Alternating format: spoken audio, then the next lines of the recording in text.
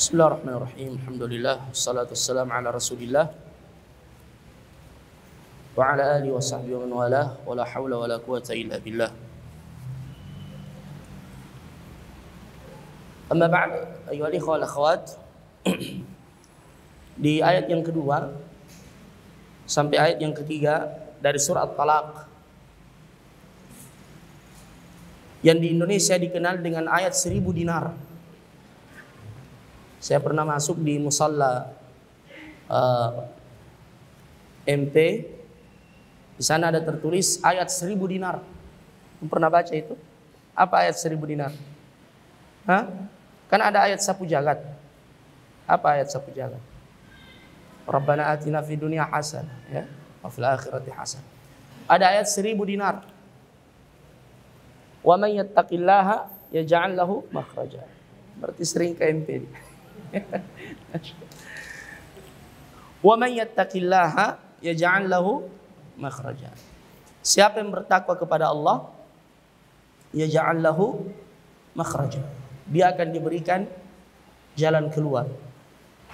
Wa yarzuqhu min haitsu la yahtasib, dan ia akan mendapatkan rezeki dari jalan yang ia tidak sangka-sangka.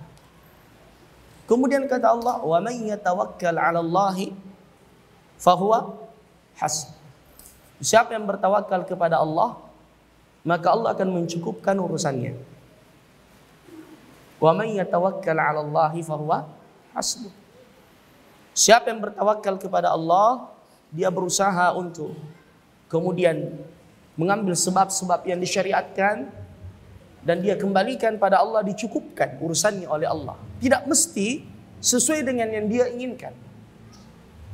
Boleh jadi di luar dari apa yang dia rencanakan, namun Allah menakdirkan yang lain, dan ternyata di kemudian hari baru dia tahu bahwasanya itu yang terbaik baginya.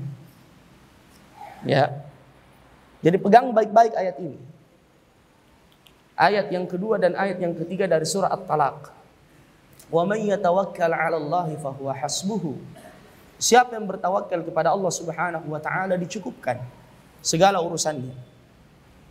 Jadi inilah yang diajarkan oleh para salaf kita, ikhwani.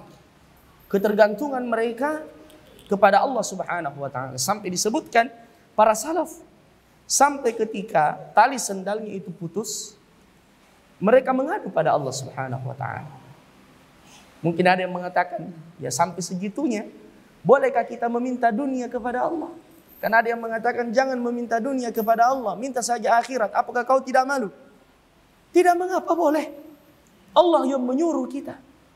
Dalam haditsun qudsi, Allah mengatakan, ya ibadi, wahai hambaku, ya, innakum, sesungguhnya kalian itu jai', lapar, illa man at'amtuhu, kecuali yang saya berikan kepadanya makan, fastat'imuni at'imkum, minta kepadaku makan, akan aku berikan.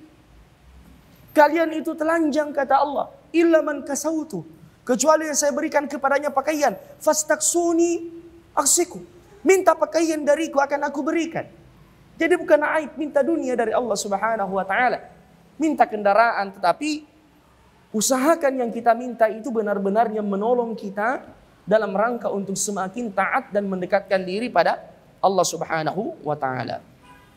Ibnu Mas'ud radhiyallahu anhu mengomentari ayat ini. Beliau mengatakan, inna akbara ayatin fi kitabillahi tafwidhan, sesungguhnya ayat yang paling agung di dalam Al-Qur'an yang menunjukkan penyerahan diri sepenuhnya pada Allah, ayat ini. Wa may yattaqillaha yaj'al lahu makhraja wa yarzuqhu min haitsu la yahtasib. Mungkin ada yang bertanya, Ustaz, apa rahasianya mengapa ayat ini ada dalam surah At-Talaq yang artinya cerai? Karena kebanyakan sebab perceraian adalah ketika ketakwaan tidak diterapkan dalam sebuah rumah tangga. Makanya ketika Zaid ibn Harithah, Zaid ibn Muhammad datang kepada Nabi SAW dan dia menyampaikan niatnya untuk menceraikan Zainab bintu Jahsh.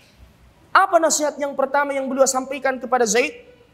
Beliau mengatakan, ittaqillah idh taqulu lilladzi an'ama Allahu 'alaihi wa an'amta 'alaihi amsik 'alaika zaujaka wattaqillah.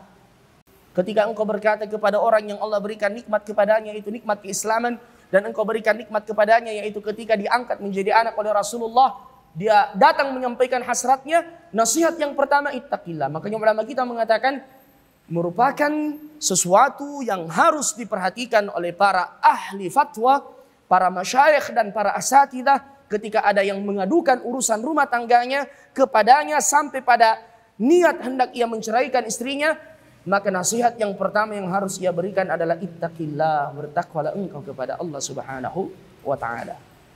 Wa may yattaqillaha yaj'al lahu makhraja wa yarzuqhu min haitsu la yahtasib. Dia akan mendapatkan rezeki dari jalan yang ia tidak sangka-sangka. Ya. Bahkan fi maqamiz zawaj. Dengarkan ini wahai saudara-saudaraku para jomblo. Ya. Bertawakkallah pada Allah Subhanahu wa taala. Ya. Apa dalilnya Ustaz? Dengarkan ini. Disebutkan dalam surah Al-Qasas. Ketika Syuaib berkata kepada Musa, "Inni uridu an unkihaka ihdab nataini hataini ala an ta'jurani thamaniya hijaj fa in atmamta 'ashran fa min 'indik wa ma uridu an ashukka 'alaika satajiduni insyaallahu minas salihin." Dia berkata kepada Musa menawarkan putrinya. Ya, dan ini bukan aib orang yang saleh menawarkan anaknya kepada lelaki yang ia anggap saleh. Ya, bahkan carikan keluarga kita. Ya, ini bukan aib sebagaimana dilakukan oleh para sahabat. Syuaib berkata, "Aku ingin menikahkan engkau wahai Musa dengan salah satu di antara dua putriku. Adapun maharnya antajurani, engkau bekerja kepada aku thamaniya hijaj, selama 8 tahun. Yang menggembalakan apa? Yang menggembalakan kambing-kambingnya Syuaib dan keluarganya. Di sini juga difahami bahwasanya mahar itu tidak mesti dalam bentuk materi. Bisa juga dalam bentuk jasa. Nabi pernah menikahkan salah seorang sahabat dengan Al-Quran yang ia hafal, yang ia ajarkan. Jadi tidak mesti materi. Tapi boleh dalam bentuk jasa. Sampaikan ini kepada calon mertua antum. Pak, saya belum punya uang panai, tapi saya bisa bekerja. Ya, kasih ke pekerjaan. Ya. Seperti Nabi Musa alaihissalam. Taib. Apa jawaban Nabi Musa? Qala dzalika baini wa bainak. Itu antara aku denganmu. Ayyamal ajalaini qadaitu. Baik 8 atau 10 tahun yang saya tunaikan sebagai mahar dariku. Fala udwana alai. Tidak ada celaan bagiku. Wallahu ala ma naqulu wakil. Dan dari kesepakatan ini yang kita sepakati, kepada Allah kita bertawakal. Ya, jadi kalau sudah ada persetujuan, kesepakatan, sudah ada tanggalnya, ya, dan ingat yang menentukan tanggal pernikahan itu jangan serahkan pada neneknya calon mempelai wanita, tapi tanya calon mempelainya. Ya. Mengapa? Karena jangan sampai ada yang menikah di malam pertama dia bengong saja. Ya, karena neneknya ini tidak tahu kapan tanggal merahnya cucunya dan seterusnya. Jadi wanita ini yang menentukan waktu yang tepat. Ya, sehingga kemudian dia tidak puasa di malam pertama. Difahami yang faham dan tidak faham yang tidak faham, ya. Jadi yang menentukan waktu itu, ya, misalnya kan sudah dibicarakan uang panainya, ya, tanggalnya. Biasanya ya coba tanya neneknya kapan. Ya, jangan. Pertama dulu yang ditanya adalah calon mempelai wanita. Kemudian setelah itu kalau cocok dengan perkataan neneknya, hada nurun ala nur. Taib. Sudah cukup mungkin pembahasan kita pada malam hari ini tentang tawakal ikhwani fillah. Ya, dengan makna yang kita sebutkan tadi.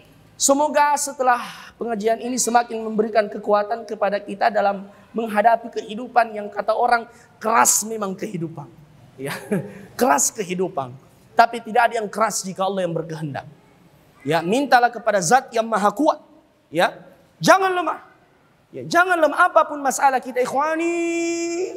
Mungkin seluruh jalan kita lihat sudah tertutup. Di mata manusia adalah sesuatu yang sudah mustahil. Kita sudah membayangkan tiang gantungan atau baygon terasa madu.